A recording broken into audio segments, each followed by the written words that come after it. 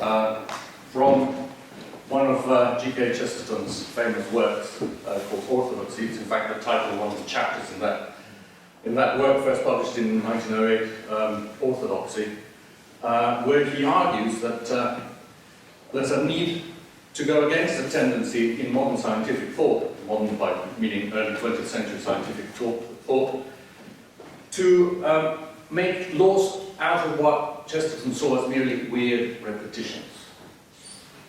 He says, and I quote, "The vision is always a fact. It is the reality that is often a fraud."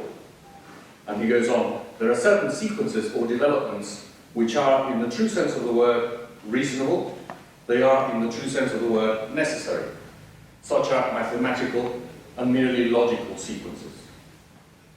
Now, scientists, according to Chesterton, seem to have got into the habit of talking, and here I quote again, as if the fact that trees bear fruit were just as necessary as the fact that 2 and 1 make 3. But it is not. And this is because in Elfland there is an enormous difference between the two.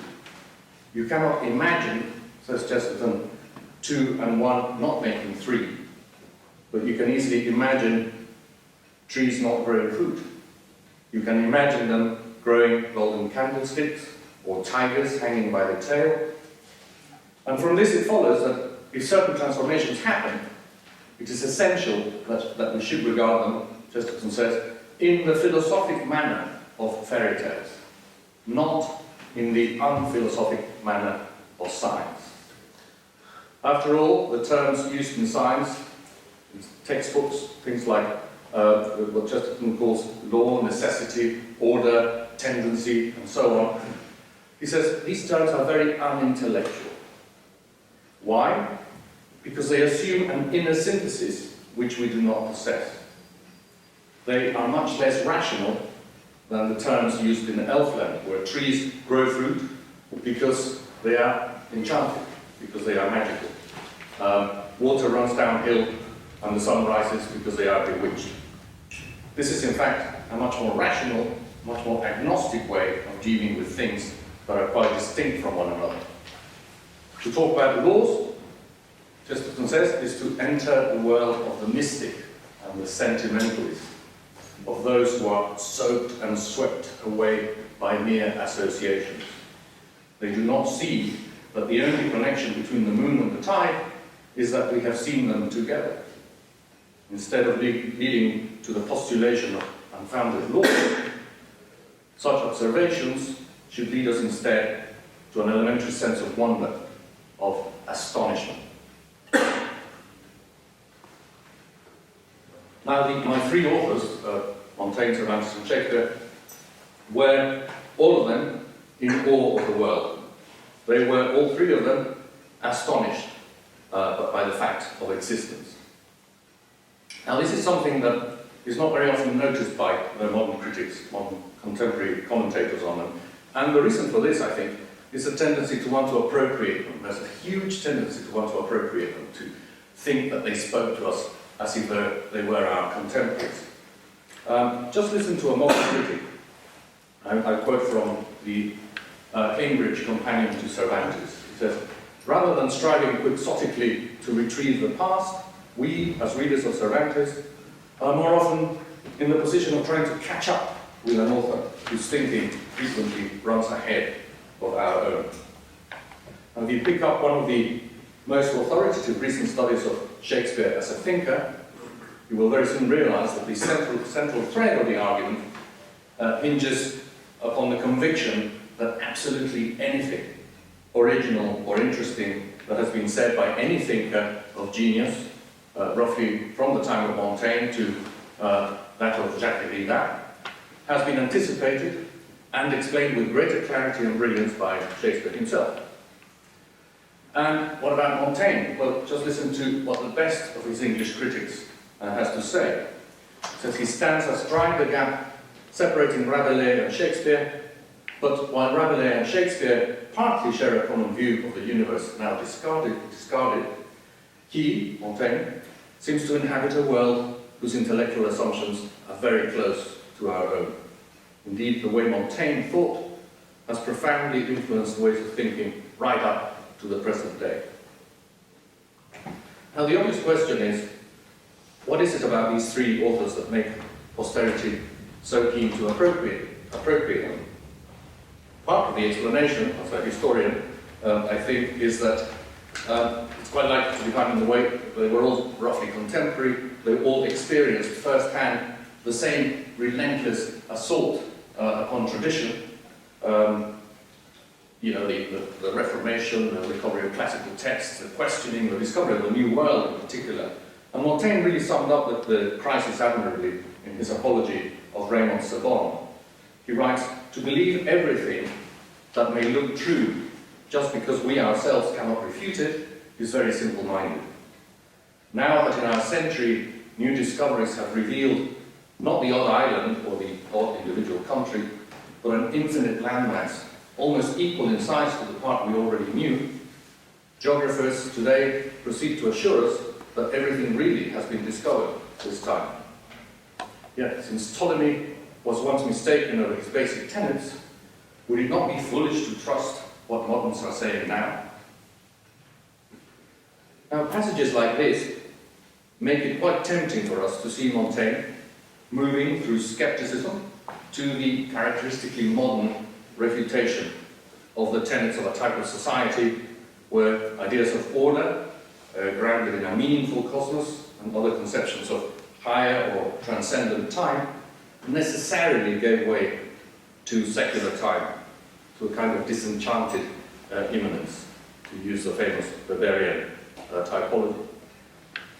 It is easy and very tempting, in other words, to put Montaigne in a teleological explanatory sequence of events that would lead inexorably from Elfland to the Enlightenment. And this is in fact the central claim of one of the most recent studies of the Enlightenment, published only last year. And I'm going to quote a very interesting passage from this book. It says, "The one clear thing that we are told about the Enlightenment is that the broadly secular, experimental, individualistic and progressive intellectual world, in which old and apparently unassailable forms of association, of belief and tradition, which have for centuries divided human beings into mutually suspicious and often brutally homicidal groups, were slowly, painfully, but irreversibly abandoned." Now this account, of course, is in tune with the most widely repeated genealogy of the Enlightenment, one where the central achievement of the scientific revolution was the systematic destruction of what the writers of the Enlightenment would call the system, in scare quotes. As Friedrich Schelling famously put it in 1833, the history of modern European philosophy is counted from the overthrow of the system, by which he meant scholasticism, to the present time. Now, of course, we know better, don't we? We don't dismiss medieval Aristotelianism quite so candidly. We are not so keen on teleology. We are much more aware of the complexities of the issues involved. Are we? I'm really not so sure, because in fact the tendency recurs even when you least expect it. Just consider for a moment Stuart Clark's brilliant study of vision in early modern Europe, a book called Vanities of the Eye, published in 2007. I'm not here to criticize Clark, just to highlight how this tendency tends to crop up, even when you least expect it. Clark argues that the main philosophical changes in the late Middle Ages need to be understood, and I quote, as part of a dislocation in the cognitive system of Aristotle. Part of a dislocation in the cognitive system of Aristotle. Now, what is this cognitive system? Clark never quite explains it. He assumes that we know it, just as he assumes that all late medieval and early modern critics of Aristotle knew what this system was. What Clark calls the Aristotelian chain of cognition is one that required three initial components: object, appropriate medium, and organ. For their part, the senses possess the power to receive what were called the sensible forms of things without their matter. Now here, of course, I'm assuming that you have some understanding of the notion of hylomorphism, you know, the Aristotelian theory, where any known substance is a composite of matter and form, where form is what is actually intelligible in the substance, like, for example, the canine nature of a dog or the feline nature of a cat, while the matter is what actually allows the substance to occupy space and to be distinguishable from other substances, particularly other substances of the same kind. Matter, in other words, was understood as a principle of individuation. Now, what I want to emphasize for the moment is that the senses were deemed capable of receiving the sensible forms of substances without their matter. This is the famous doctrine of the species, which Clarke, as Clarke puts it, carried the likenesses or similitudes of sensible forms from object to sense organ, thus enabling the senses, and here I'm quoting Clarke again, enabling the senses to proceed on a reliably representational basis. Representational is a key term, and I'm not sure that Aristotle would have used it, but that is what everyone seems to think he meant. In other words, here I quote Clarke again, it was impossible to distinguish between the objective form of an external body and the form produced by it in sense. Now, this is roughly what Clarke meant by the cognitive system of Aristotle. He doesn't really tell us much more about it, and it is obvious to him that this is what everybody understood by the cognitive system of Aristotle. And it's equally obvious to him that it had to collapse. As you all know, the tension, and Clarke emphasizes this very, very well in this book, the tension was reflected in the growing use in Renaissance painting of the technique called anamorphosis. You've all seen Holbein's The Ambassadors in the National Gallery, the skull. If you look at it from the side, you can actually see the skull, but otherwise you can't. And it's really to highlight the intrinsic falsehood of perspective's claims to objectivity and truth. Now, it's not by no means confined to the visual arts. It is really all over early modern literature. You can see it in Shakespeare. Just think of what Bushy tells the Queen, referring to the 20 shadows of each substance of grief in Richard II. And this is what Bushy says: like perspectives, rightly gazed upon, show nothing but confusion. Eyed Ori, on the other hand, they distinguish form. That's exactly, it's almost as if he was looking at Holbein before his time. And this is the same problem that Shakespeare brings out in Macbeth's evocation of a world caught between the actual and the virtual, where the difference between appearance and reality is constantly and radically undermined. Or, for example, in Troilus' Crisis over Cressida's Identity, which becomes a kind of an anamorphic puzzle set within the play's wider obsession with the epistemological discrepancy between the real and the viewer's perception of it. Anamorphosis is also a key theme running through Cervantes' work. In the very first paragraph of Don Quixote, as Cervantes introduces his hero, he explains that his surname, and I quote, is said to have been Quijada or Quesada. Because concerning this, there is some discrepancy among the authors who have written on the subject, although through some credible conjectures we might venture to infer that he was called Quejana. So you have three different surnames already in the first line. And then he goes on to say, this doesn't really matter much as our story is concerned, so long as in the telling of it we do not stray in the slightest detail from the truth. Now, the word Cervantes uses here for credible is, in the original Spanish, is verosimiles. So it's exactly what Shakespeare does in his histories. There is certainly no Rankian wie es eigentlich gewesen in any of Shakespeare's histories, but I think Shakespeare would have been appalled by the implication that this necessarily turned into bad histories. This is precisely what Brown complains about when referring to the program of study imposed by the King of Navarre, Los Leros Lost, as painfully to pore upon a book. You probably remember the passage, this is quite a famous passage. to seek the light of truth, while truth the while doth falsely blind the eyesight of his look. Light seeking light, doth light of light beguile. So ere you find where light in darkness lies, your light grows dark by losing of your eyes. You will notice there is at least 4 different senses of the word light in the bit everybody likes. Light seeking light, doth light of light beguile. It can mean mind, it can mean knowledge, it can mean eye, and it can mean sight. So, to put it in really pedestrian English, the phrase could be translated as the mind seeking objective knowledge diverts the eye's attention from its proper object. Factual, verifiable truth, in other words, is apt to deceive because it has abandoned the intuition about reality that poets know so much better than the merely clever. Think of that wonderfully comic exchange between Touchstone and Audrey in As You Like It. After candidly confessing that she doesn't have a clue about what poetry is, Audrey asks Touchstone if poetry is by any chance honest. Now, by honest, of course, she means virtuous, but Touchstone deliberately gives the word the sense of truth-telling, and then answers Audrey in the negative. There's no poetry, it's not honest, it's all lies. So if Audrey were a poet, her honesty, in the sense of virtue, would be feigned, and thus Touchstone might stand a chance of seducing her.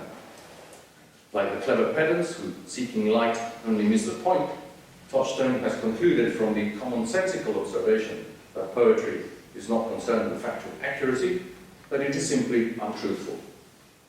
So just as in Brown's Light-Seeking Light, or as in the clown's visit to the imprisoned Malvolio in Twelfth Night, when, as you might remember, Malvolio remains in a dark house by his obsessive insistence on the importance of reason, Touchstone's cleverness is a bit like a disease.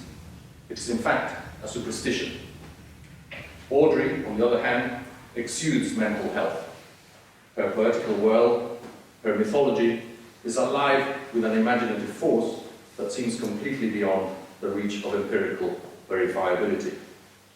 It is saturated with the verisimilitude of Elfland.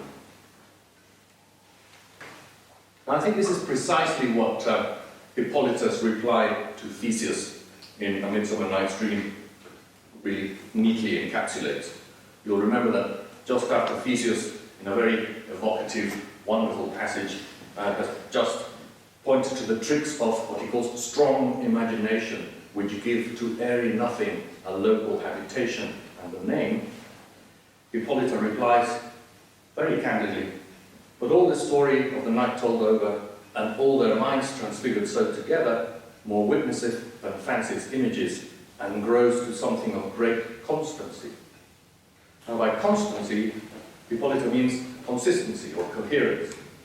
We know that something is true, not just if different witnesses give separate accounts that cohere, but also and especially if our relational experiences tell us that they do. Hippolytus' constancy, in other words, seems perfectly interchangeable with verisimilitude. It is not at all skeptical, but neither does it accept the naive representation of epistemology that modern critics so often and so misleadingly attribute to late medieval Aristotelianism. But it keeps a subtle but important balance between verisimilitude on the one hand and wonder and astonishment on the other hand. Now, the puzzle that interests me here is that whenever modern critics or modern readers realize that Hippolyta is actually much cleverer than Theseus, they invariably interpret her words as being ahead of her time. Hippolyta anticipates a philosophy that came much later, one that has gone through the crisis of skepticism and emerged at the other end, having gone through Descartes and Hobbes and culminated in Kant and Wittgenstein. The crisis that she resolves with her commonsensical observation is none other than the crisis of skepticism. Shakespeare, in other words, was writing with Montaigne's Apology of Raymond Sebond at the back of his mind. He has been made uncomfortably aware that there was no way to trust the senses, that verifiability had become practically impossible. Why? Simply because, the critics tell us, it was if what was at stake was the reliability of the senses, then, and if the senses were the only means to apprehend reality, then it followed that correspondence could not be verified without the help of precisely those things which were being assessed. Or, as Sextus Empiricus himself put it, it is absurd to settle the matter in question by means of the matter in question. So as you can see, we're back to Schelling's teleological interpretation of the history of modern thought as the refutation of the system, with all these thinkers, Cervantes, Shakespeare and Montaigne, right in the middle, as anticipators of the process. According to this argument, Pyrrhonism had succeeded in subverting the naive representational epistemology of medieval Aristotelianism. It is this that modern critics often see in Cervantes, Shakespeare and Montaigne, and it leads them to see in all of them something which was ahead of their time. Just in case you think I'm making this up, just listen to the following remarks, all taken from that otherwise splendid study of Shakespeare as a thinker that I mentioned earlier. He writes, Hippolyta seems to sketch a dual ontology akin to that of Hume. Hamlet offers a stepping stone from Stoicism to Romanticism. The analysis of identity in Troilus and Cressida comes close to the structuralist intuition that context is not posterior to identity, but on the contrary, confers identity. Cleopatra's praise of Antony serves to effect a profound transformation of Platonism by fusing it with the physical. The skeptical space created and subsequently undermined around the seemingly duplicitous Menesius and Coriolanus feeds the postmodern appetite for discernibly constructed human beings. I could go on, but there's no time. My question is, why always look forward? Why not look back instead? It should not take much to realize that at the heart of all these insights is an unmistakably medieval ontology.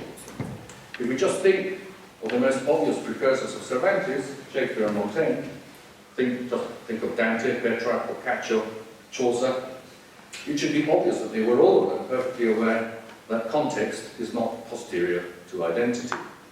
They had all very convincingly effected a profound transformation of Platonism by fusing it with the physical. The belief that human beings can achieve transcendence in the contingent foundations of their being might have a postmodern ring about it, but it could not in fact be more medieval. Any reader of Augustine, Ansel, Aquinas, Bonaventure, Scotus, you name it, will be aware that the medieval understanding of being is relative not just to a vision of the world, but also to an understanding of the stance of the agent in that world.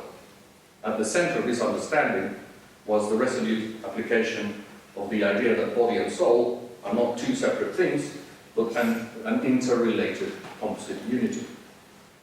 From this it followed that the soul could have no intellectual activity in isolation from bodily input. So although the object of human intellectual knowledge must have the universality and necessity appropriate to intellectual knowledge in general, it must also be a universality grounded in particulars, grounded in the singular existence of a changing physical world. We should not forget that our medieval ancestors, so-called forms were understood as already at work in reality. They were not imposed on nature from the outside by some external will. This is a modern understanding of forms.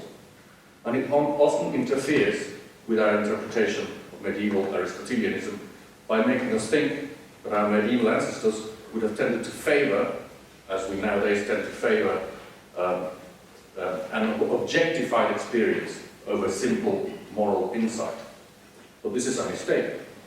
In fact, our medieval ancestors would have been completely baffled by the peculiarly modern understanding of a virtuous person as someone who is willing to apply an external criterion to his or her actions. This is what I mean when I say that in the modern understanding of virtue, the formal object is exterior to the action. but Hippolyta's reply to Theseus would make absolutely no sense in such a context. What she called constancy could only make sense in an environment in which people acted virtuously simply because they loved virtue, and not by applying any external criteria. To be virtuous was simply to want, to be disposed to do things that are virtuous. And whether something is virtuous, unlike whether it is commanded or imposed by an external will, depended simply on the nature of the action itself. Dispositions, in other words, were internally related to their object. Let's just try to put a little bit of flesh on these bones by thinking about the virtue of prudence. Prudence, of course, is an intellectual virtue, nobody would dispute that, but this does not prevent it from getting involved in a sensitive evaluation of experience.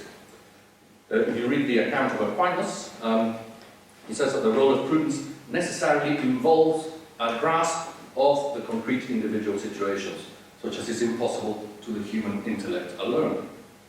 This is why, besides the external senses, prudence requires the involvement of a set of internal senses to provide the input of external sense data with the necessary structure to make them meaningful to human bodily life.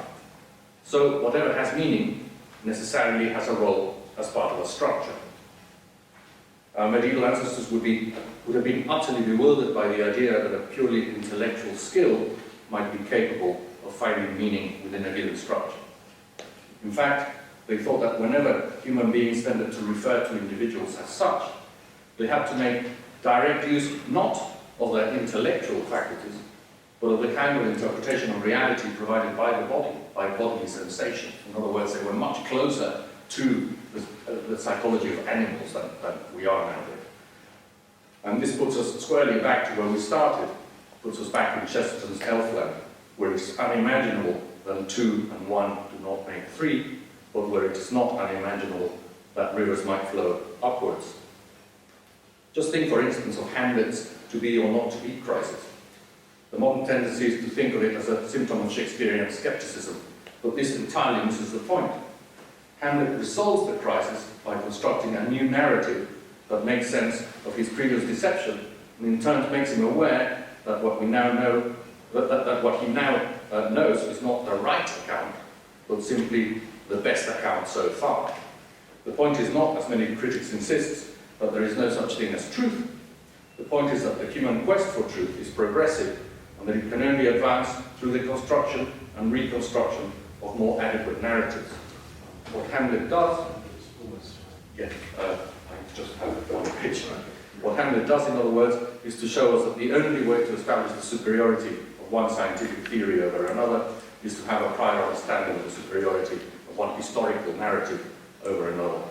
In sharp contrast to the post-Cartesian understanding of the world, Hamlet insists that any theory of scientific rationality has necessarily to be embedded in a philosophy of history. And this is because it is only through the construction of historical narratives that can be rationally compared with one another that it is possible rationally to compare any other theory. Now, what I'm arguing is that this is the context which provides a way out of the two very unpalatable options left to us by the post-Cartesian rejection of the so-called system. I mean dogmatism on the one hand and capitulation to skepticism on the other. I have been arguing that this is the world that Cervantes and Shakespeare and Montaigne still inhabited, and that the appeal they still exert on the modern imagination is due to this and not to any anticipation. They need to be placed in Elfland. And just in case you think I'm putting words in my mouth, I'll just leave you with the very words of Montaigne in his what is often singled out as the handbook of early modern skepticism. I mean, the apology for Raymond Sebon. He writes, "Much more than everyday things, far-off things move us to wonder. They impress us more. But in my opinion, anyone who took careful note of everyday animals, the everyday animals we see living among us, would find them doing things just as astonishing as the examples we gather from far-off times and places. If this is not a plea for the ethics of Elfland, then I'm at a loss for words to explain what it is." Thank you very much.